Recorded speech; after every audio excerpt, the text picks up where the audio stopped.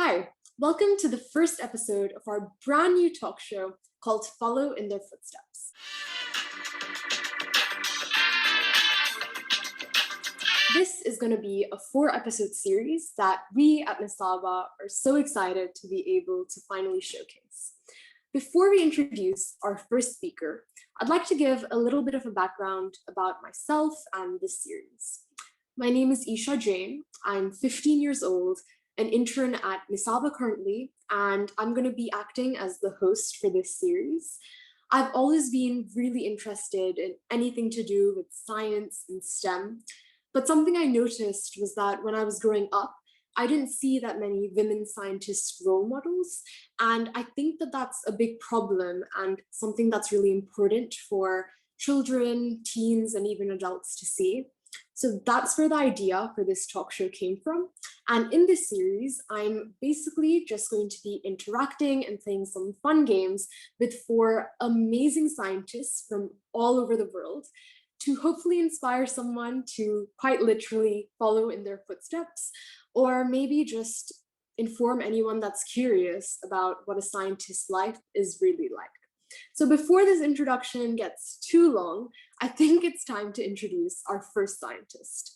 Joining us all the way from Sevilla, Spain, she has a PhD in nuclear physics from the University of Sevilla in Spain, and she's currently a researcher at CERN, the largest scientific organization in the world. I'm so excited to speak to you, Dr. Marta Sabaté Gilarte.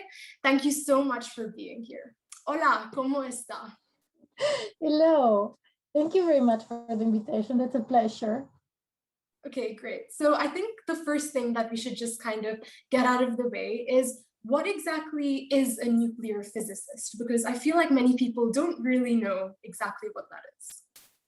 Yeah, that's a very good question, a very wide question. In nuclear physics, it's everything that's include the nucleus, let's say. But I was working with neutrons, which is low energy physics.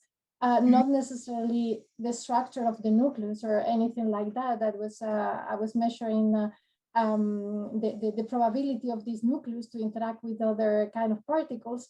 But you can also, apart from extracting the data, you can see the structure of the nucleus itself, or working on nuclear reactors, and going from there to the applications. In my case, the application of my data was in medical physics. So being a nuclear physicist, it's really low energy physics, let's say.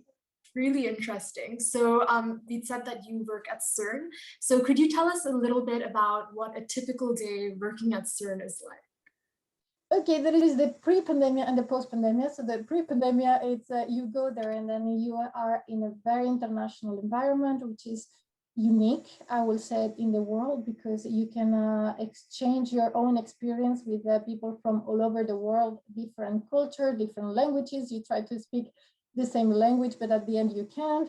That's an amazing interaction. So, okay, you go to the office, you talk to your colleagues, but then you go to the restaurant and then you see this huge amount of people, and that's the best I will say of the institution. And then you have many clubs in which you can meet people in a different context, not the scientific context, more relaxed. They're the same people, so that's but you know. Yeah, and you mentioned that nuclear physics obviously is such a broad category, and there's medical physics that you'd said. So out of all of this experience and this whole thing, what do you think is your favorite aspect of your research? I like it a lot, the development of detection systems, because okay, in my case, neutrons are particles that they don't ionize directly, so you cannot measure them directly. So you have to think the way of looking at them through reactions with other particles and then detect those particles. So think of those kind of detection systems. I enjoyed it a lot because there are many, and then you have to adapt to the kind of reactions you want to measure. So I will say detector development. Yeah, that actually sounds really interesting for me as well. And another thing I just wanted to bring up was the concept of changing your field once you get into science, which I think many people have the misconception that you can't really do that. So what are your thoughts on, changing your field in science? I would say don't never be afraid. Never think that when you take a path after your studies, that would be your path all your life. Because if you find that you don't like it for whatever reason, or there is no more chances on that field because it's overbooked, let's say, you can change. And the community is so broad, and it's so they accept all the experience you have in it, even if it's in a different field.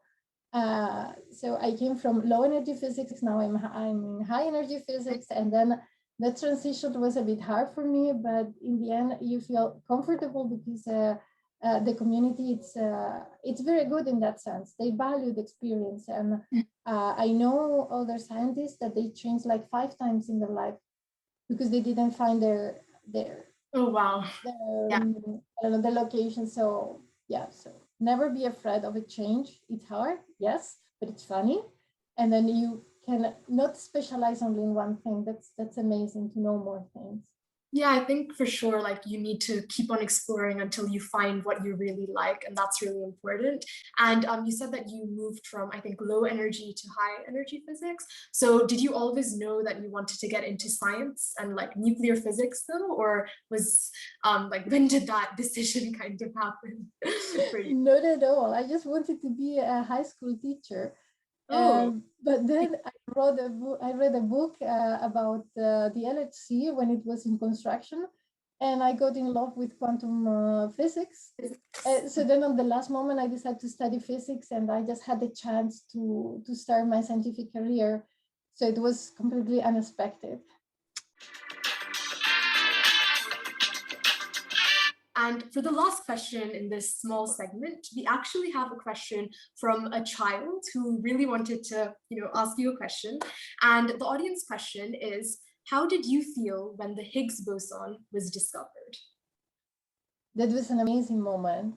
I was Mhm. at CERN. I was really there at the moment of the announcement. Uh, I was starting my career, so it was okay. They do things actually, these big machines. It's something that has an extreme impact in science because it means that not everything is discovered yet. So there is more to do. We need more effort, and it was a kind of hope plus excitement plus okay, go for research. And for our audience, could you please give a little bit of a background on what actually Higgs boson is in case someone doesn't know? So the Higgs boson, it's one of the particles that are part of the standard model. The standard model, it's a kind of a table with all the ingredients that you need to build the universe. So Mhm. most of them are already discovered, but still there are a few of them that they are not. So the discovery of the Higgs was just another key point on understanding the universe. I think now we can move on to our rapid fire round, where I'll basically just be asking you a couple of questions and you need to reply as fast as possible. Okay. So, no pressure. But okay, so let's begin. So I think the first question you already replied to, but if you were not a scientist, what do you think you'd be doing right now? High school teacher. High school teacher, and do you know teaching science as well or physics? Yes, physics and mathematics. Oh wow, okay, great. And who is your biggest inspiration? My chemist high school teacher. Really? That's the person that inspired me to go. I don't know why, but it was him. School right now as well, and I've realized that teachers play such a big role in what you Yeah. get into for sure. Okay, great. And what are two things you would put on your bucket list right now? So be able to go on the top of one of the highest mountains, just to go for a hike, walk, maybe go to the Himalaya. That was one of the things. That's super brave because I have some fears. And the second one, it's move to the field I really like. which is medical physics. So another change in my career. Yeah, great. And what's your favorite song? My favorite song, it's from Apocalyptica, which is called Nothing Else Matter. It's a version of a Metallica song. Oh, wow. Okay, I'll have to listen to that and get back to you. And do you have any hobbies you can share with us? Yes, I love dancing. I love hiking, and I started in urban garden at home. Okay, yeah, I mean, pandemic, so new hobbies. Indeed. Sure. Yeah, and it's interesting that you mentioned dancing, because for the last game in our short series / interview, we actually have a small game called Dance with Chance. And in this game, there's going to be a wheel with different activities relating to scientists and things scientists do. And you'll have 30 seconds to basically make this activity into a short dance move and share it with the audience. So I'll just share my screen right now to get the wheel out. We'll just spin it.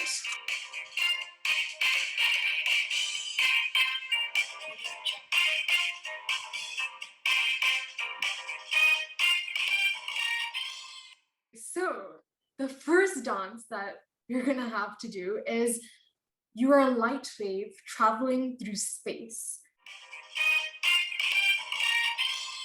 So, okay, now that it's been 30 seconds, I think Dr. Martha, you can show us your dance move.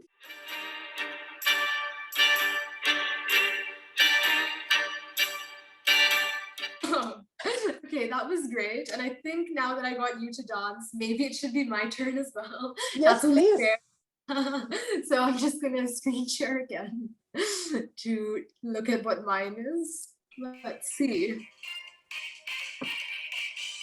Okay, trying to fix a really old machine. This is my dance move to do with trying to fix a really broken machine. So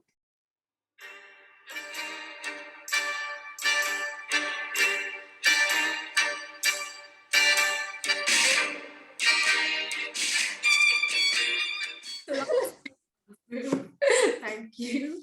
And yeah, so I think this was the end of our interview. Thank you so much for being here. I really enjoyed talking to you, even dancing with you. And thank you so much. Thank you really much. Thank you. It was really great. And see you next week, everyone, for our next episode in Follow in Their Footsteps. Adios.